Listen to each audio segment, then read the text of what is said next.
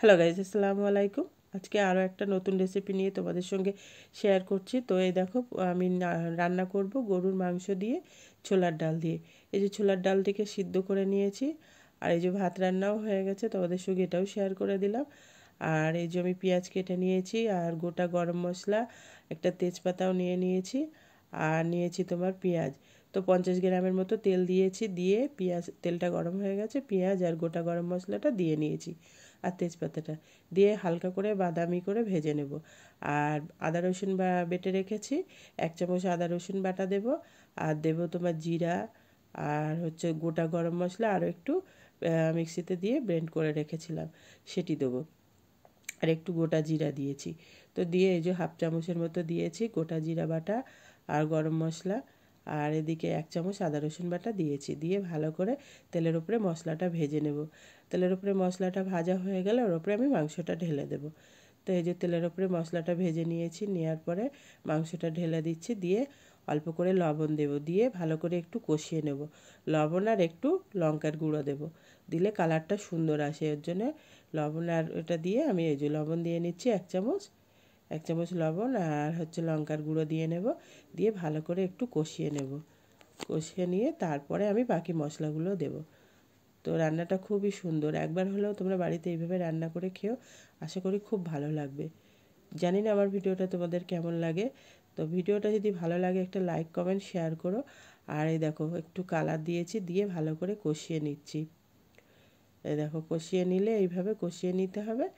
নেওয়ার পরে তারপরে এই যে ঢাকনা দিয়ে ঢেকে দেবো, হালকা ওর মধ্যে থেকেই পানি ছাড়বে। আর গোটা মানে গোটা যে মশলা দেবো সেটা হচ্ছে 1 চামচের হলুদের গুঁড়া, আর 1 চামচ ধনিয়ার গুঁড়া, সামান্য একটু গোলমরিচের গুঁড়ো, আর একটু লঙ্কার গুঁড়ো, যাতে কালারটা আসে এর জন্যে।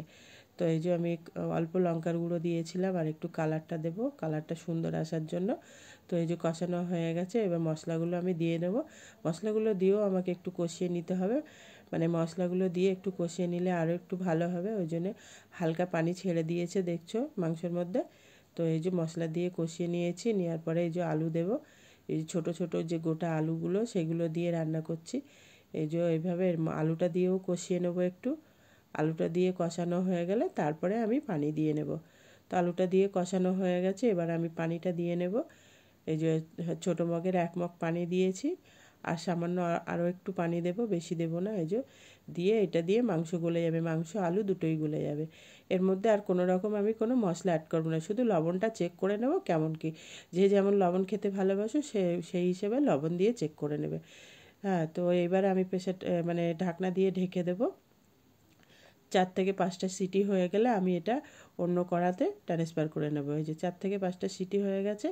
আমি এবার ছোলার ডাল থেকে যেহেতু সিদ্ধ করে রেখেছিলাম, এর মধ্যে দেবো না, দিলে আরও বেশি হয়ে যাবে। তার জন্য আমি অন্য কড়ার মধ্যে মানে ট্রান্সফার করে নিলাম, নিয়ে এবার এর মধ্যে আমি ছোলার ডালটিকে দিয়ে নেব। দেখো কালারটা খুব সুন্দর এসছে, দেখতে কি সুন্দর লাগছে। তো ছোলার ডালটা সিদ্ধ করাই ছিল, এর জন্য ছোলার ডালটা দিয়ে বেশি নাড়া যাবে না, কারণ বেশি নাড়লে ঘেটে যাবে। আলতু হাতে মানে আলতু আলতু নেড়ে দিতে হবে, যাতে ওর মধ্যে সবটা মিশে যায়। তো এই যে আমি আলতুভাবে নেড়ে দিচ্ছি, দিয়ে এবার আমি ঢাকনা দিয়ে ঢেকে দেবো, কারণ আমি লবণটা চেক করে নিয়েছি, সব ঠিক আছে। তো এই যে আমি আলতুভাবে নেড়ে দিচ্ছি, যাতে মানে নিচের দিকে চলে যায়, মশলাটা ডালের মধ্যে চলে আসে। তো এইভাবে রান্না করে তোমরা খেও, আর একবার বলছি, কারণ এই রান্নাটা খুবই সুন্দর, রান্নাটা খুবই টেস্টি রান্না। তো আশা করি ভিডিওটা ভালো লাগবে তোমাদের। ভিডিওটা যদি ভালো লাগে তো অবশ্যই আমার চ্যানেলটিকে সাবস্ক্রাইব করে নিও, আরও নতুন নতুন রান্না দেখতে হলে। তো এই যে দেখো আমার রান্নাটা প্রায় হয়েই গেছে, ঝোলটা অনেকটা কমে এসছে। এইভাবে যে রান্না করলে একটু ঝোল কম রাখলে আর দেখতে ভালোও লাগবে, খেতেও ভালো লাগবে। বেশি ঝোল রাখা যাবে না ডাল দিয়ে রান্না করলে। তো এই যে আমি গা মাখা ঝোল রাখছি। তো আমার রান্নাটা প্রায় হয়ে গেছে, আলুটাও গলে গেছে, তোমাদের সঙ্গে সেটাও দেখিয়ে দেবো যে আলুটাও কেমন গলে গেছে।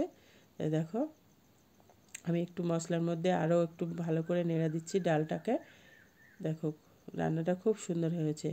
গ্যাসটা বন্ধ করে রাখলে তারপরে কালারটা চলে আসবে। এখন কালারটা কেমন লাগছে একটু ঢাকনা দিয়ে ঢেকে দেবো, তারপর তোমাদের সঙ্গে আবারও দেখাবো। দেখো বন্ধুরা, কত সুন্দর লোভনীয় কালার এসছে, দেখতে যেমন সুন্দর লাগছে, খেতেও তেমন টেস্ট। তো এবার খাওয়া দাওয়া হবে, তো সেটাই তোমাদের সঙ্গে শেয়ার করলাম না। দেখো এই দেখো আমি বাটিতে পরিবেশন করে নিয়েছি। আজকে ভিডিওটা এই পর্যন্ত। খোদা হাফেজ।